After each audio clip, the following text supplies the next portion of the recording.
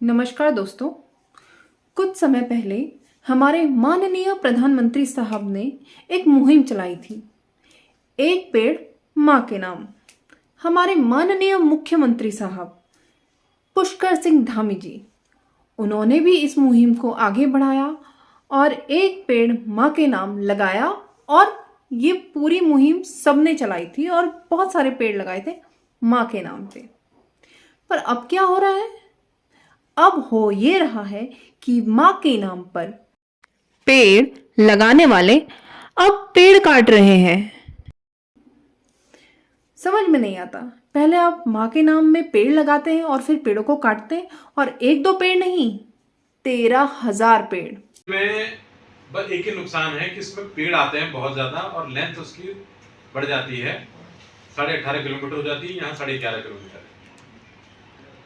जो development land square है, मतलब एग्रीकल्चर लैंड 27 हेक्टेयर आती है, फॉरेस्ट 22 हेक्टेयर। और ये तो रही उत्तराखंड की बात। ये केवल उत्तराखंड में नहीं हो रहा है, ये एक नेशनल मुद्दा है।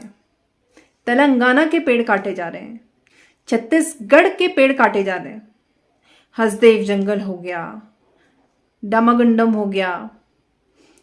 अब उत्तराखंड का देख लीजिए, क्यों काटे जा रहे हैं पेड़? सड़कें बनाने के लिए। अभी दिनांक 5 अक्टूबर 2024 को हल्द्वानी तहसील के उप जिलाधिकारी और अधिशासी अभियंता निर्माण खंड लोक निर्माण विभाग के, उन दोनों ने मिलकर प्रेस कॉन्फ्रेंस करी और प्रेस कॉन्फ्रेंस में बताया कि वो sector 1, sector 2, sector 3, sector 4 Haldwani में सड़कें बनाना चाहते हैं। ठीक है, ठीक है। दूसरा इसका ऑप्शन है ये ब्लू वाला, कि जब जंगल से जाना ही है तो इतना ऐसे घुमा फिरा के क्यों जाएं, सीधे डायगोनल चले जाएं। उसकी वजह क्या है, आगे पेज में दिखाऊंगा मैं। पेड़ उसमें करीब 13,800 करीब आ रहे थे, इससे पेड़ों की संख्या हमारी 7,500 हो जा रही है। ये अनुमान लगाया हमने, इधर तो पेड़ों की गिनती करी लेकिन इधर नहीं करी है। और अब हल्द्वानी के इस रिंग रोड को बनाने के लिए 5 सर्वे किए जाएंगे, जिसके लिए बजट भी मांगा जा रहा है। अब ये बजट सर्वे के लिए मांगा जा रहा है या किसी और चीज के लिए, तो ये तो आपको पता ही चल गया होगा कि ये सरकार क्या करती है बजट के नाम पर। और उसमें लिखा गया है कि जनता की भलाई के लिए, जनता की इच्छा के लिए, जनता की सुविधा के लिए। जनता की सुविधा के लिए आप स्कूल्स नहीं बनाते, जनता की सुविधा के लिए आप कॉलेज नहीं बनाते, जनता की सुविधा के लिए आप गांव से कॉलेज तक रोड नहीं बनाते। बच्चे नदी पार करके जा रहे हैं अपने स्कूल, अपनी जान हथेली पर रखकर। गर्भवती महिलाएं जंगल में खुले में प्रजनन कर रही हैं, मजबूरी में, क्योंकि हॉस्पिटल जाने तक के लिए रोड है ही नहीं। वहां सर्वे नहीं होगा, वहां रोड नहीं बनेंगी, क्योंकि वहां जनता मांग ही नहीं कर रही है रोड बनाने की। आप देखिए ये सरकार जनता का कितना ख्याल रखती है। ये सरकार जनता का ख्याल तभी रखती है जब इनको बजट मांगना होता है, काम नहीं। सर्वे के नाम पर ये लोगों के खेतों को हड़प रहे हैं। जंगल तो काट ही रहे हैं पर खेत भी नहीं बचेंगे। किसानों के लिए ये एक बहुत बड़ी चिंता का विषय है कि आपके खेत अब आपके नहीं रहेंगे। सरकार आपके पास कुछ रह नहीं देगी।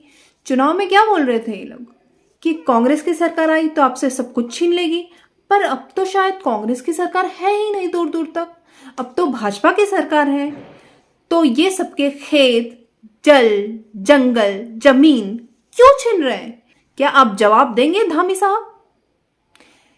इस पूरे मैटर में कार्तिक उपाध्याय जी का खेत भी हड़पने की कोशिश करी हमारी सरकार ने, पर वो एक ऐसे व्यक्ति हैं जिन्होंने इसका विरोध किया।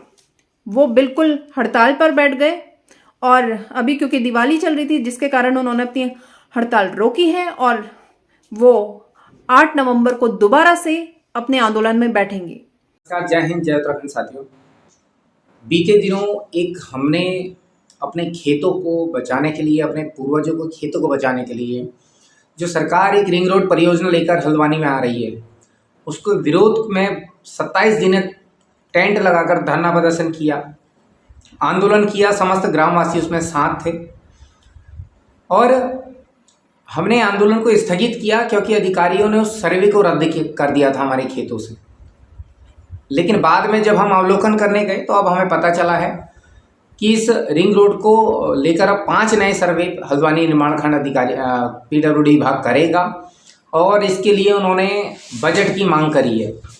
तो जब ये बजट आ जाएगा उसके बाद ये सर्वे के लिए फिर से आएंगे। मैं आपको बताना चाहूँ 5 सर्वे में सर्वप्रथम तो एक सर्वे वही है जिसको लेकर हम इतने दिनों तक आंदोलन में बैठे थे।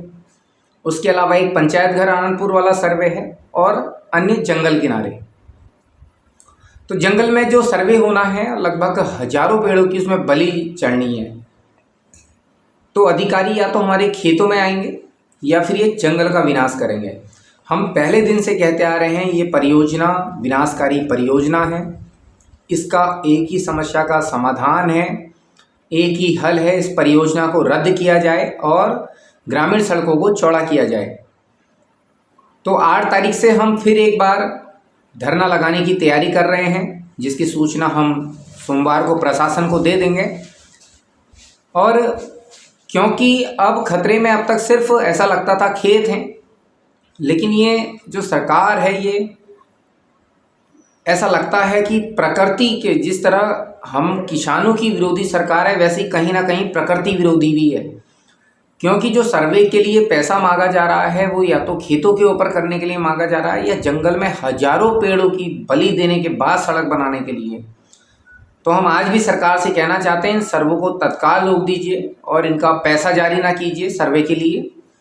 और आप बिल्कुल ये अपने दिमाग से निकाल दीजिए कि आप इस सड़क का निर्माण किसानों के खेतों में करेंगे या जंगल के हजारों पेड़ों की बलि देकर करेंगे। इसका एक ही तरीका है, एक ही समाधान है जो हम किसान पुत्र पहले भी बता चुके हैं, पुनः आपको बता रहे हैं, वो है हल्द्वानी रिंग रोड परियोजना रद्द करो, ग्रामीण सड़कों को चौड़ा करो। जय हिंद, जय उत्तराखंड। तो मैं उम्मीद करूंगी कि जनता उनके साथ जुड़े। आप हिम्मत नहीं कर सकते तो जो हिम्मत कर रहा है उसकी हिम्मत बनिए, जिससे क्या होगा कि ये जो सरकार लोगों की जमीन छीन रही है वो नहीं छीन पाएगी और ये परियोजना रोकनी पड़ेगी। मेरी जनता से अपील है, उत्तराखंड की जनता से स्पेशली, ये अपील वैसे तो पूरे भारत के लोगों से है पर अभी ये मैटर जो है वो उत्तराखंड का है, तो इसलिए ज्यादा उम्मीद, ज्यादा अपील मेरी उत्तराखंड की जनता से है। अपने जल जंगल जमीन जो आप बातें करते हैं, आप आंदोलन करते हैं, प्लीज अब उस पे खड़े हो जाइए। और जो चिपको आंदोलन हमने शुरू किया था पहले, अगर आप सबको याद होगा तो वो दोबारा करने की जरूरत है। हम एक भी पेड़ कटने नहीं देंगे।